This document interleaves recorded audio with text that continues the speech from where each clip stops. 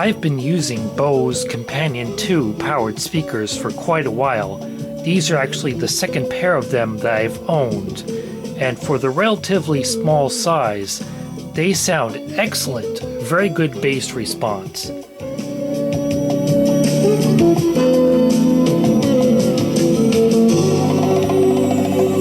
But when I found this Sony SRS Z500 active speaker system sitting on the shelf at the thrift store at a very attractive price, they were calling my name. They had a list price of $69.98, but in November 2000 you could get them on sale for $54.77. They're a little bit smaller than the Bose speakers, but Sony made some big claims about their sound quality. The description in the instruction manual for them says the Sony SRS Z500 is a compact-size speaker system with a built-in power amplifier. This system can be connected to a Discman, Walkman headphone stereo, MD station, etc. Newly developed Sigma-type magnetic circuit reproduces powerful bass that you cannot imagine from their appearance. That's funny. Power output of 3 watts plus 3 watts. And they have a Megabass IBB Intelligent Bass Boost circuit, which enables you to obtain powerful bass regardless of the sound volume. Those Megabass and Intelligent Bass Boost features must be on all the time because there's no button or switch to turn them on or off. The only controls you get are a power button, a green power indicator LED, and a volume control. The amplifier is in the left side speaker, which has an output to connect to the right channel speaker, a 3.5mm line level input, and an input for a 9V DC center positive power supply. I did not get the speakers with their original power supply, but I have this 9.6V Sony AC power adapter, which is close enough that it works fine. Thank you, light, for falling off my camera. Sony actually had 3 models of these stereo active speaker systems: the SRS Z500, Z750, and Z1000. So the Z500 is the smallest of the bunch. Thanks to Crutchfield, I found Sony's original promotional material for these speakers, and they go way overboard with the marketing wankery, including, "Now we've really learned how to make the earth move with the bass notes." I guess I'll need to test that out with some Carole King. They show a cross-section diagram of the speakers, and that Sigma-type magnetic circuit just seems to be a big magnet on the drivers. Sony claimed never before have speakers so compact in size reproduce such rich sound in the low frequency range with ideal bass reflex operation.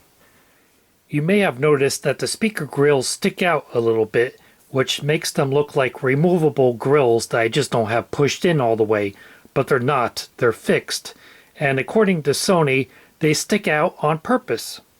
They called it a floating grill, and wrote, "The punch-cut mesh grill is isolated from the buffle to avoid dulling of sound in the medium and high frequency ranges." I think they meant baffle, not buffle. And in Sony's never-ending quest for quality sound, they had to be very picky about the pulp they used to make the speaker diaphragms, including what kind of trees the pulp was made from and what kind of water was used. They picked undercurrent water from the upper stream of the Niagara River. But in June 2001, the UK's Hi-Fi and Computer Audio World magazine wasn't so impressed with what they would have called the Sony SRS Z500 speakers. Comparing them to the Cambridge Soundworks subwoofer and satellite speaker system, which was only a little bit more expensive at the time, and several other comparatively priced sub-sat systems. They wrote, "If looks were everything, these Sonys would win hands down. But by the high standards of the rest of the group, the Sony system is poor.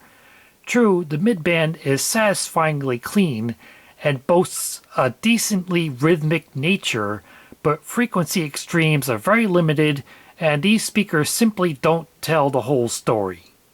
That magazine referred to the color as Sci-Fi Silver, and it certainly was a common sight on Sony products in the early 2000s. Using a turntable is actually a good first test because if the bass output of these speakers is really as earth-moving as Sony claimed, then it should cause the stylus to skip due to the feedback.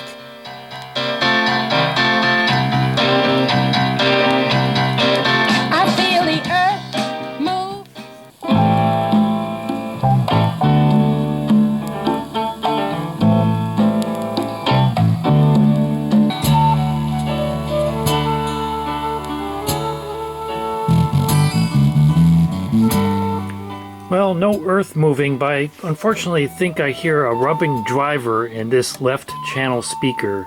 You could hear the distortion on those low bass notes. I wanted to open it up to see what's inside anyway, and thankfully Sony always provided these arrows indicating which screws you need to remove to open up their products. You can hear that satisfying click indicating nobody's been in here before me. Well, that is a Sony driver inside, rated at 8 ohms, 3 watts, and it's magnetically shielded. The screwdriver does not attract to it, so it's safe to use next to a CRT monitor. Although Sony still recommended users to not leave recorded tapes, watches, personal credit cards, or floppy disks in front of the system for an extended period of time. I guess if it's somebody else's credit card, then it's fine.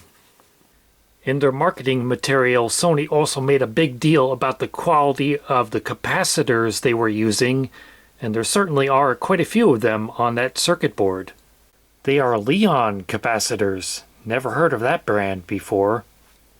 And considering how much Sony made a big deal about how powerful these speakers are, it is surprising that the amplifier chips are not heat-sinked.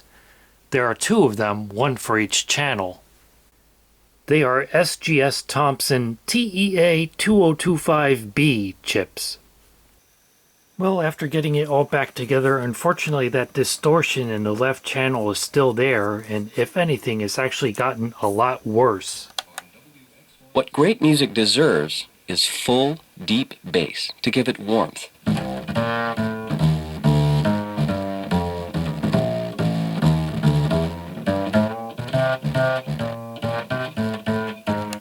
And that wasn't even playing that loud.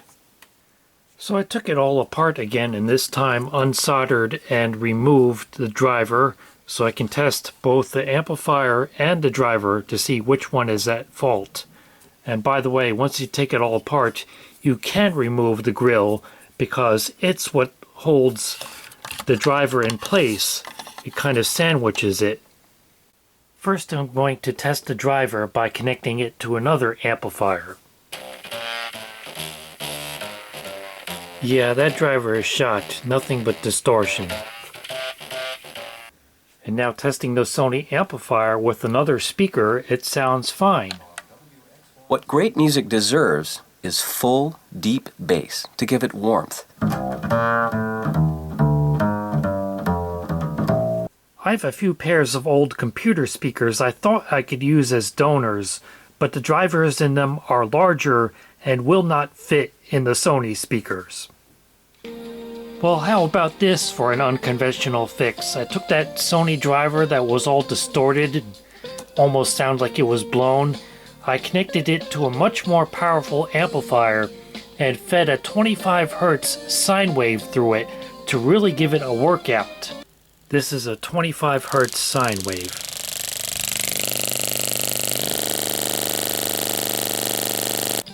Then I reinstalled it back into the original Sony speaker, and it sounds a lot better now. Still some distortion at lower volume levels, but the solution to that is just crank it up and it sounds a lot better.